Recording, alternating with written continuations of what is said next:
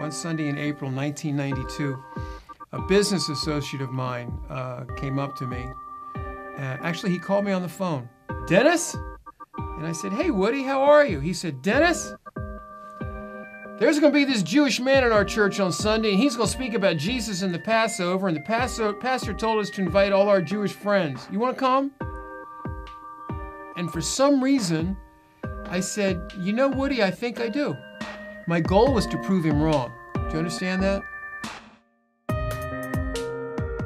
I was raised in the Washington, D.C. area. I'm an only child, which will explain some of my arrogance when I was younger. Friday night synagogue, Saturday morning synagogue. Our life pretty much revolved around the synagogue. In the last week of August every year, we went away to camp out in the woods, usually down in North Carolina. Friday afternoon at 1 o'clock, everything stopped. Everybody just kind of got ready for Shabbat. We cleaned our cabins, we straightened everything up. Everybody would dress in white. And I remember walking into the synagogue with the aroma of Shabbat all over me and smelling nothing but upper middle class Jewish people who wanted to talk about nothing else but their cars, their houses, and where their kids were going to college. And it made me so sad. It was a religious upper middle class country club that did all the right things at the right time with the right liturgy. And God was not there. When I went off to college, I didn't want to have anything to do with synagogue life, and all I wanted to do was to experience life. From bongs, beer, and blacklights to yoga, transcendental meditation, majoring in philosophy in university. Why are we here? What are we doing? I remember the song, I forget who it was by, but it was called "What's It All About, Alfie?" It was by Dionne Warwick. That's who it was from. That was kind of my theme song. It seemed like each venture got shorter and shorter and shorter because it took less and less time to figure out this wasn't an answer either. There was no real answer to life. I'm just going to go out and make a lot of money and have a nice family. I gave up my search, if you will.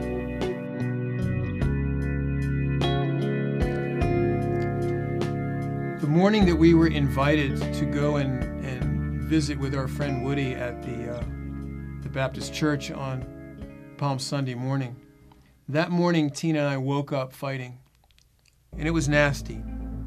I don't know if any of you have ever had nasty fights with your wife. If you're not, haven't, then you're not married. I remember sitting in the car in front of our house and debating whether I should turn it on. Now, I knew I had given my commitment for Woody to go.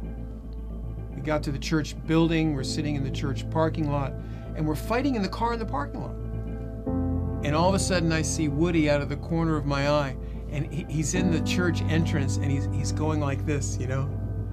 And I remember I had my right hand on the steering wheel, I looked at Tina, and I raised my left hand out the window, and I went like this, and I looked at Tina, and I said, "Well, I guess we can't leave now." Now, as I look back at it, I know why we were fighting. The message that was given by this Jewish man was called the Messiah in the Passover. I had celebrated Passovers all of my life from as early as I can remember. As a matter of fact, I led many Passover Seders. And here this man's telling me something about my Passover that I didn't know.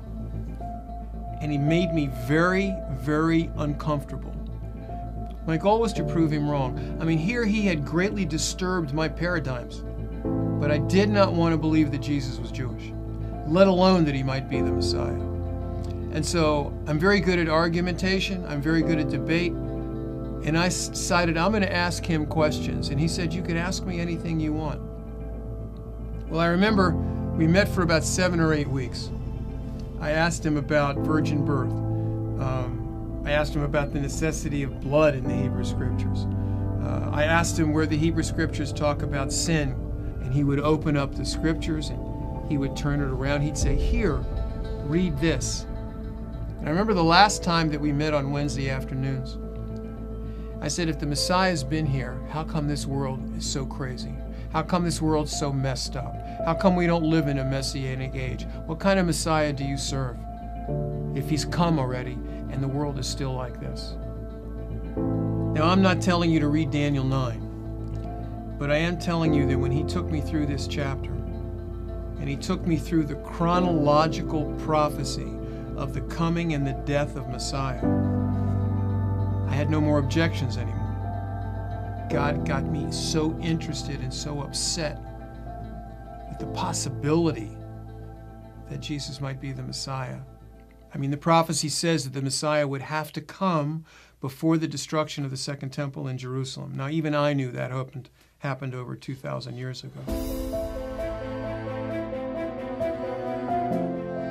The Saturday after this study in the book of Daniel, that Shabbat service, it happened to be the Shabbat in May that was the closest to May 15, and we celebrated the creation or the recreation, really, of the state of Israel, which was May 14, 1948. In the middle of the worship service, they had everybody stand up and sing Hatikvah.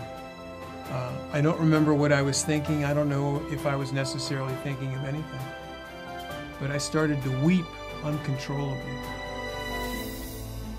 And it was at that moment, in the midst of weeping, with my little girl in my arms, that I understood that he was the Messiah of Israel, that he was not just a national Messiah, but he was a personal Messiah, that he was my Messiah.